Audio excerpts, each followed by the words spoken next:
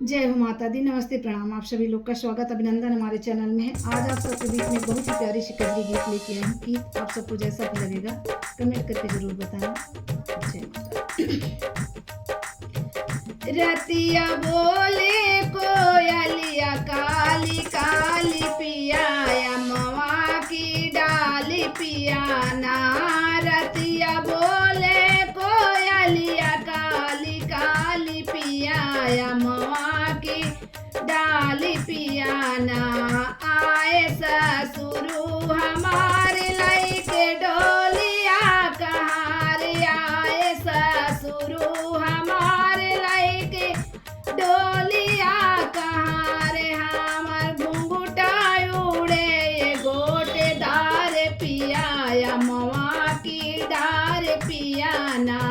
हमर घुंघुटा उड़े ये गोटेदार पिया अम्मा की डाल पिया ना।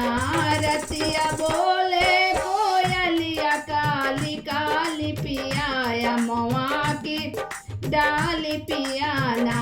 आए जेठा जी हमारे लइके डोलिया कहारे। आए जेठा जी हमारे लइके डोलिया कहारे। हमर चूड़िया खन के लाला में लाल पिया अम्मा की डार पिया ना।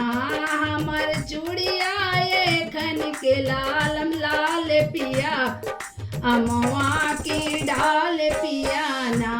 रतिया बोले कोयलिया काली काली पिया अम्मा की डाल पिया ना। आए देवरा हमारे लइके डोलिया कहारे। आए देवरा हमारे लइके डोलिया कहारे। हमर पायले बाजे घुंघरूदार पिया अम्मा की डाल पिया ना। हमर पायले बाजे घुंघरूदार पिया अम्मा की डाल पिया ना। रतिया बोले कोयलिया काली काली पिया अम्मा की डाल पिया ना। आए साजना हमारे लइके डोलिया कहारे। आए साजना हमारे लइके डोलिया कहारे। हमर जियराए धड़ के बार बार पिया अम्मा की डाल पिया ना।